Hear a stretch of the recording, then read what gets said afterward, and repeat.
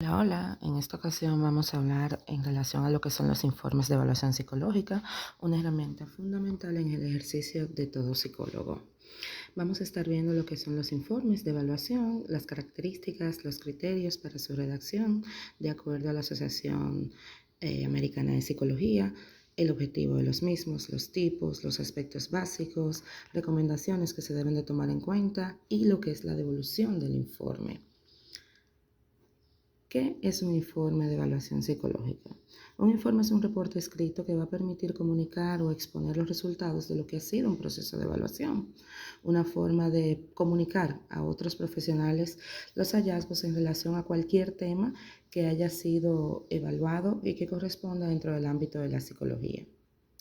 Las características de un informe, este debe de ser completo, incluir la mayor cantidad de datos y características significativas, debe de ser específico, presentando los rasgos o conductas definidas en los términos exactos, debe de ser claro, conciso y original, redactar sin ningún tipo de rodeos inútiles, escribir con la menor cantidad de calificativos y sobre todo cada informe debe de ser un desafío y no una tarea rutinaria para el psicólogo. Debe de ser consistente, significa que debe de dar continuidad e integración en todos los hallazgos que haya arrojado ese proceso de evaluación y debe de ser competente, debe de incluir los datos significativos, evitando caer en cualquier especulación, fantasías, describiendo con fidelidad las diferentes características del evaluado. De acuerdo con lo que son los criterios de la Asociación Americana de Psicología, la redacción de un informe debe de presentarse de manera ordenada en cuanto a las ideas, debe de haber una fluidez y economía en la expresión y redactarse con precisión y claridad. No se debe de hacer una escritura poética, se debe de fomentar una comunicación clara y racional, hablar o expresar en ese informe únicamente lo que se necesita sin hacer uso de jergas o palabras redundantes y que este sea lo más claro posible, que las palabras signifiquen lo que verdaderamente usted quiere decir, no hacer uso de expresiones coloquiales dentro del informe. ¿Cuál es la finalidad de un informe? Responder de forma clara, de forma explícita las cuestionantes del proceso de evaluación, ofrecer al profesional o persona particular que ha solicitado la evaluación una información adicional relevante y también puede servir para crear un expediente que permita en un futuro poder quizás hacer uso de él e identificar razones que han podido llevar quizás a otras situaciones. Por ejemplo, esto se puede ver dentro del ámbito escolar. Podemos tener se pudo haber hecho una evaluación quizás para un proceso de admisión, pero con el paso de los años el alumno pudo haber presentado algún tipo de situación y esto entonces puede servirnos para recolectar información que quizás puede estar afectando en otro momento. ¿Cuáles son los diferentes tipos de informe? Vamos a destacar aquí los tipos de informe de acuerdo al área o contexto en que se apliquen. Vamos a tener informes clínicos, psicopedagógicos relacionados al área de selección y vamos a tener informes pericial. Un informe clínico es en el que se presentan resultados de la evaluación psicológica de un paciente con objetivos terapéuticos. El de selección está orientado a lo que es la psicología industrial y organizacional, con el fin de evaluar aspectos de un aspirante a un puesto. El informe psicopedagógico se realiza dentro de un contexto escolar con el fin de poder identificar las necesidades educativas de un alumno. Y el informe pericial es un informe utilizado por psicólogos clínicos o psicólogos forenses, pero dentro del ámbito del derecho. Suele ser un informe que está dirigido a fiscales o jueces. Las conclusiones en este tipo de informe, como en cualquier otro, pero enfatizamos en este, tienen una repercusión relevante dentro de lo que son procesos judiciales, por lo que la responsabilidad que tiene el psicólogo en su elaboración y en los datos que exponga es muy importante. ¿Cuáles son los aspectos o los puntos básicos de un informe de evaluación? los datos de identificación, el motivo de evaluación, las técnicas, herramientas o pruebas aplicadas, conductas observadas o actitudes durante el proceso de evaluación, los resultados y las recomendaciones. Estos son puntos básicos. Más adelante vamos a ver otros que también se pueden agregar. En relación a lo que son los datos de identificación, aquí se coloca todo lo que es información en relación al evaluado, como su nombre, que para fines universitarios tomar en cuenta cuidar la privacidad de su evaluado. Cuando digo para fines universitarios me refiero cuando usted está haciendo una práctica en la universidad. Ya a nivel profesional, ahí sí colocamos el nombre completo del evaluado. Pero para estos fines es importante cuidar esa privacidad, por lo tanto, solo colocar iniciales o el primer nombre sin ningún tipo de apellido.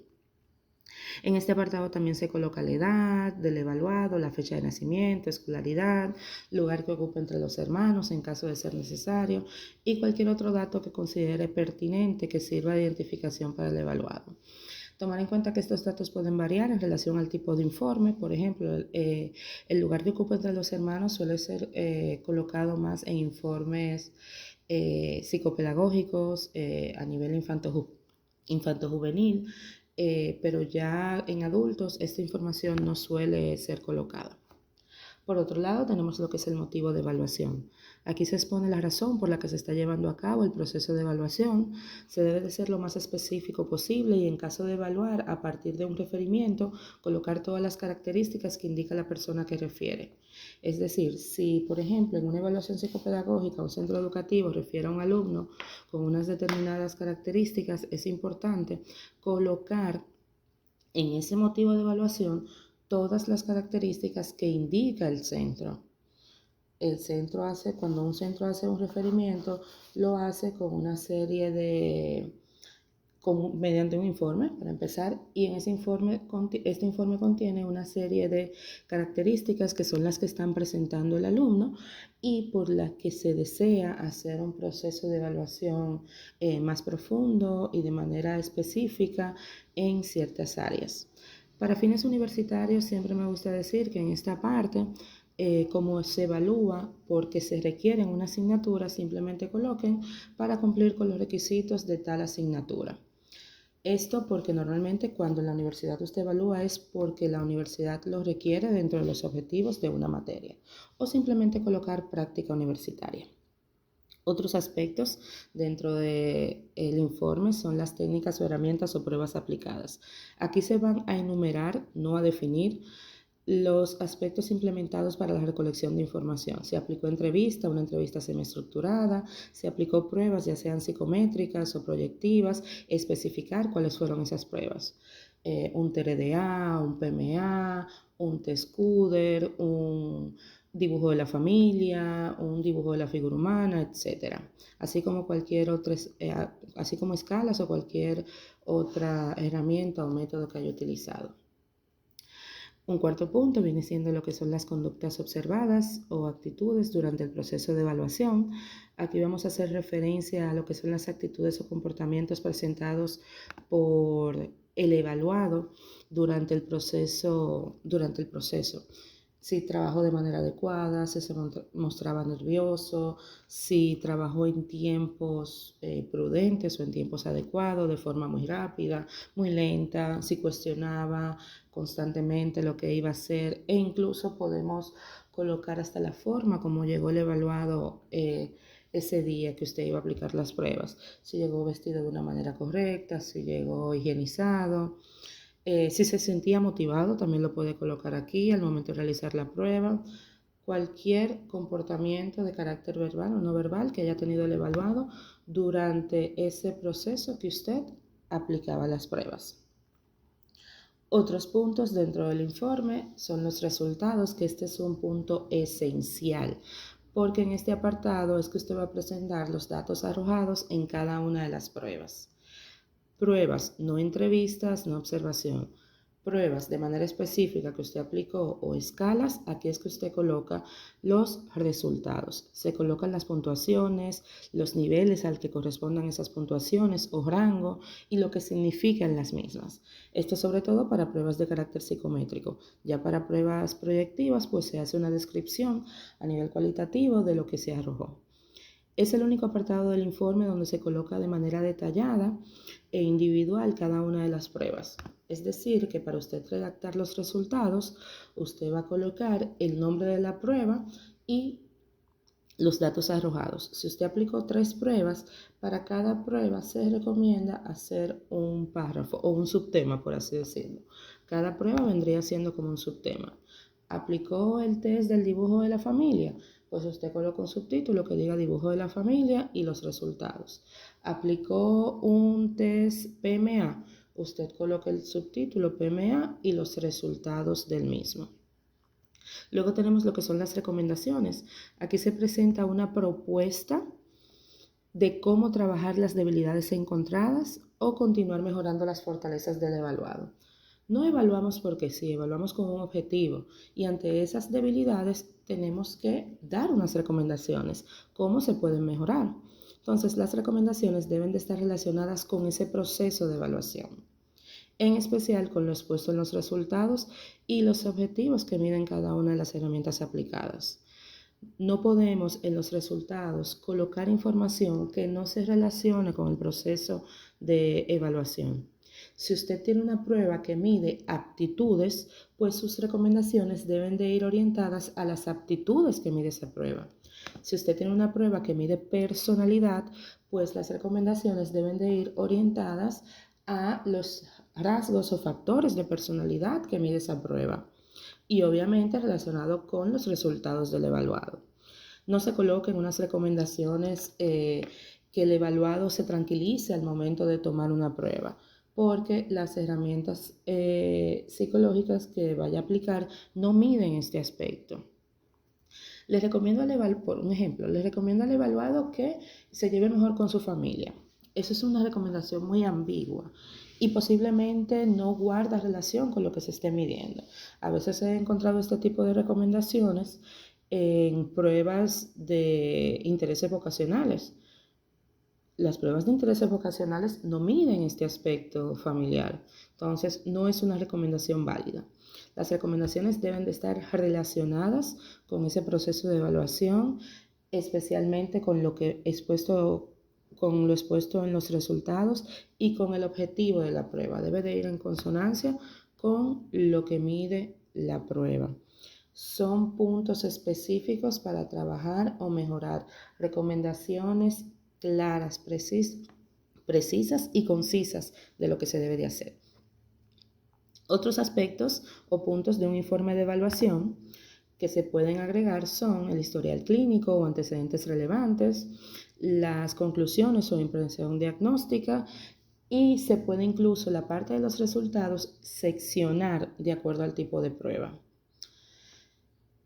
Los puntos que ya tratamos son puntos esenciales y que sobre todo dentro de lo que es la práctica universitaria son los que se requieren en un informe de evaluación.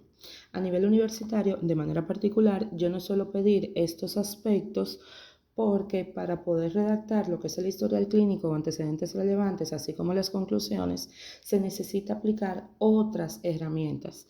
Y normalmente dentro de las asignaturas de prueba nos enfocamos simplemente en las pruebas o en los tests que aborda la asignatura.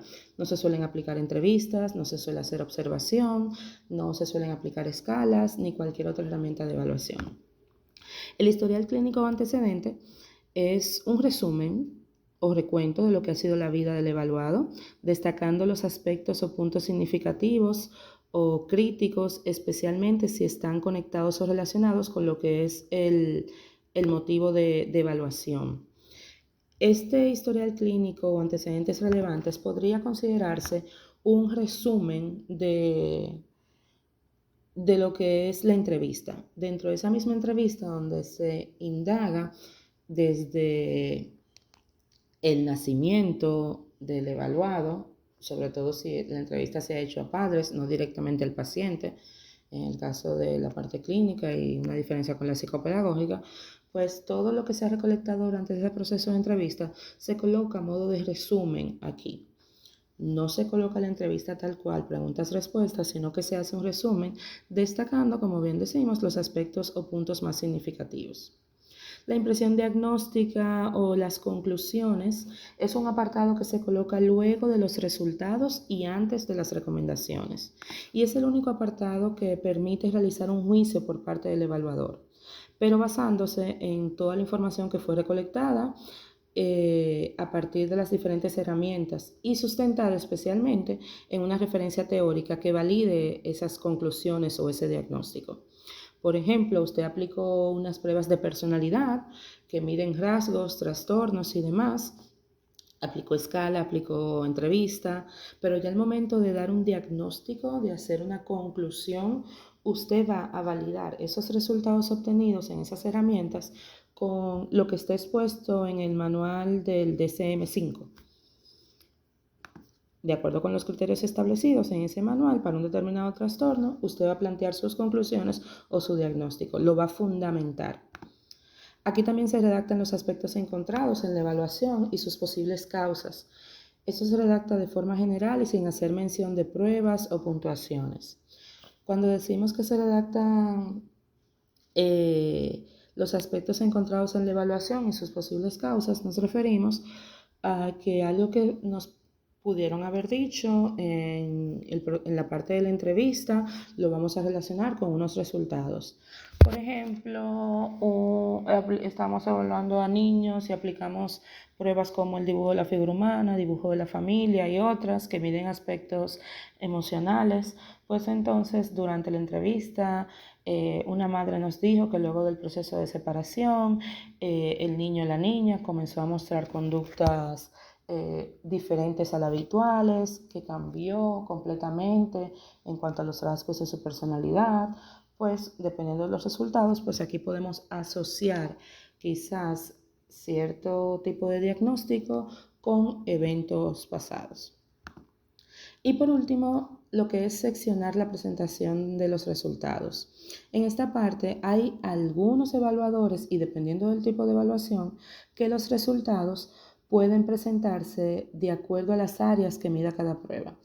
En vez de presentar los resultados por pruebas, como lo mencioné ahorita, presentan los resultados por áreas y colocan lo que son los resultados del área intelectual y ahí colocan cualquier prueba o todas las pruebas que hayan aplicado que midan ese aspecto, en ese espacio colocan los resultados. Si evaluaron aspectos afectivos o de personalidad, pues en ese subtema colocan todos los resultados que estén relacionados con esa área. Esto ya es muy particular de cada evaluador. En lo personal, prefiero hacerlo prueba a prueba y no por área que se mida. Ya esto se le deja a cada evaluador y su criterio. Algunas recomendaciones generales para lo que es la presentación, redacción del informe. Hacer uso de papel bond, hoja en blanco, de maquinilla, sin líneas, tamaño 8,5 por 11. Hacer uso de un tamaño de fuente número 12, que el tipo de letra sea lo más formal posible. En este caso tenemos la Arial o Times New Roman. El título del informe se puede destacar en tamaño 14 y lo demás redactarse en tamaño 12. Las negritas se dejan para títulos y subtítulos. No hacer uso de dibujos decorativos. Recuerden que esto es un documento formal, científico, profesional. No es un trabajo del nivel inicial, de kinder, primario. Y cuidar al momento de compartir los resultados y de archivar o guardar el informe esa privacidad. De hecho, en los informes se suele colocar al pie de página o en una hoja en específica al inicio de que toda la información ahí guardada se trata con confidencialidad y que los resultados solo se le dan a las personas interesadas, que ya queda de unos padres si deciden compartir esos resultados con terceras personas o de un centro educativo, de otro profesional, si esos resultados se los da a alguien más. Pero que usted como evaluador guarda con confidencialidad esos resultados y que cuida la privacidad de su evaluado. Tanto al momento de entregarle el informe, pero también cuando usted guarda eso en su computadora o en su oficina. Vamos a lo que es, ya vamos finalizando, lo que es la parte de devolución del informe. Cuando usted evalúa, usted no se queda con ese informe se entrega. Es como cuando usted se hace algún estudio médico, unas analíticas, una sonografía o un estudio del corazón, a usted se le entrega un papel con esos resultados. Pues lo mismo ocurre aquí con el informe de evaluación. Ese papel hay que entregárselo a la persona que lo solicitó. Y la devolución del informe es un proceso de comunicación verbal en el que el psicólogo realiza con el paciente o con los padres o tutores o con cualquier otra persona o entidad que solicitara ese proceso de evaluación. En el mismo se abordan lo que son los resultados y las conclusiones obtenidas en esa labor psicodiagnóstica. Ese proceso de devolución es una conversación que usted tiene para destacar los aspectos más relevantes de todo ese proceso, pero también para explicar cualquier inquietud o duda que tenga la persona sobre lo que contiene el informe, así como darle las recomendaciones, ser más enfático en esa parte. ¿Cómo está caracterizado ese proceso de devolución? Hacer uso de palabras o un lenguaje más bien claro y sencillo. Previo a la devolución es bueno indagar respecto a si hubo alguna novedad desde el último momento en que se realizó la evaluación. Con los padres de manera particular sí me gusta hacer esto, al igual que con los adultos, preguntar cómo ha ido todo, alguna novedad, algún cambio que se haya visto, si las cosas siguen igual, se han empeorado. Tanto con los padres cuando se evalúa a un niño como con un adulto, podemos perfectamente hacer este tipo de preguntas previa a la devolución. Obviamente esto va a depender del tipo de informe. En un informe de carácter pericial, como mencionábamos ahorita, o de selección de personal, esta indagación previa no es necesaria. Al momento de devolver el informe es importante iniciar con las fortalezas detectadas durante el proceso hasta llegar a las debilidades. No empiece por lo negativo. Ya luego entonces es importante destacar esas recomendaciones o aspectos a mejorar para con la persona evaluada. No es solamente decirle lo que está bien, lo que está mal o los aspectos a mejorar, es también darle las herramientas de cómo mejorarlo. Y por último, esa devolución debe de realizarse por el profesional que llevó a cabo la evaluación de manera directa con el paciente. Pero que yo llevé a cabo la evaluación, pero le pedí a otro psicólogo, a otro colega o un pasante que hiciera la devolución. No, es usted mismo que debe de hacer el proceso de devolución. Y al mismo paciente, si es un menor, obviamente a sus padres. Pero hay casos donde nos hacen referimientos otros colegas. Hay colegas que no aplican pruebas, que ese no es su fuerte o no les interesa, y prefieren hacer un referimiento a un profesional para que les haga ese proceso de evaluación y ya luego les envíe el informe. En ese caso, el informe usted debe de entregárselo o enviárselo al profesional que le refirió o le derivó el caso. Y ya que sea esa persona quien le comunique los resultados al paciente.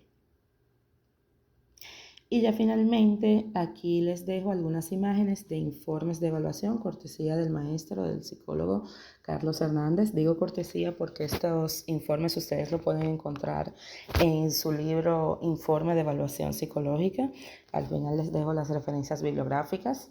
Si se fijan, aquí tenemos un informe con los aspectos generales que mencionábamos al inicio: datos personales, pruebas aplicadas, motivo, actitud ante la prueba, resultados y recomendaciones.